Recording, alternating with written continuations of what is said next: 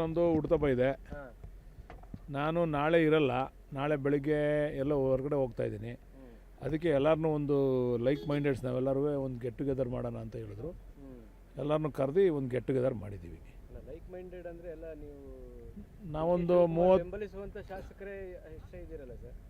ಅಲ್ಲ, ಆ ಥರ ಯಾಕೆ ಅನ್ಕೋತೀರ ನೀವು? ನಾವೆಲ್ಲ ಕಾಂಗ್ರೆಸ್ ಪಾರ್ಟಿನ ಬೆಂಬಲಿಸೋ ಶಾಸಕರುಗಳು. ಡಿ ಕೆ ಶಿವಕುಮಾರ್ ಅವ್ರದ್ದು, ಸಿದ್ದರಾಮಯ್ಯನವ್ರದ್ದು ಇಲ್ಲಿ ಲೆಕ್ಕ ಇಲ್ಲ. ಇಲ್ಲಿ ಕಾಂಗ್ರೆಸ್ಸನ್ನು ಬೆಂಬಲಿಸ್ತಕ್ಕಂಥ ಶಾಸಕರು ನಾವೆಲ್ಲ ಇದ್ದೋ ಇಲ್ಲಿ. ಈಗ ಪಾರ್ಟಿ ಎಲ್ಲರದು ಆಯಿತು, ಪಾರ್ಟಿ ಮುಗೀತು, ಎಲ್ಲ ಹೋಗ್ತಾ ಇದ್ದೀವಿ. ನಾನು ನಾಡಿದ್ದಿರಲ್ಲ, ಅದಕ್ಕೆ ಇವತ್ತೇ ಅರೇಂಜ್ ಮಾಡಿದೆ ಅಷ್ಟೇ. ಅಂದರೆ ನೀವೇ ಎಲ್ಲ ಡೆಲ್ಲಿಗೆ ಹೋದಂಥವ್ರು ಎಲ್ಲರೂ ಇಲ್ಲೇ ಇದ್ದೀರಿ. ಡಿ ಕೆ ಶಿವಕುಮಾರ್ ಎಲ್ಲರೂ ಡೆಲ್ಲಿಗೆ ಹೋಗಿರೋರಿಲ್ಲ, ಒಂದು 4-5 ಜನ ಮಾತ್ರ ಇಲ್ಲಿ ಇದ್ದೀವಿ ಡೆಲ್ಲಿಗೆ ಹೋದಂಥವ್ರು. ಎಲ್ಲರೂ ಏನು ಇರಲಿಲ್ಲ ಇಲ್ಲಿ. ಬಟ್ ಇಲ್ಲಿ ಚರ್ಚೆ ಆಗಿದ್ದ ವಿಚಾರ ಏನು ಅಂತಂದರೆ, ಇವತ್ತಿನ ಸ್ಥಿತಿನಲ್ಲಿ ನಮ್ಮ ಪಾರ್ಟಿ ಇವತ್ತಿನ ಸ್ಥಿತಿಯಲ್ಲಿ ಮುಂದುವರ್ಕೊಂಡು ಹೋದರೆ ನಮ್ಮ ಪಾರ್ಟಿನ ಮುಂದೆ ಸರ್ಕಾರ ಬರೋದು ಕಷ್ಟ. ಏನಾದರೂ ಇದಕ್ಕೊಂದು ಹೈಕಮಾಂಡು ಅಂತಿಮವಾದಂಥ ರೂಪವನ್ನು ಎಳಿಬೇಕು, ಅದನ್ನು ಎಳಿಬೇಕು ಅಂತ ಒತ್ತಾಯ ಮಾಡ್ಬೇಕು ನಾವು ಅಂತಕ್ಕಂಥ ತೀರ್ಮಾನ ಆಯಿತು.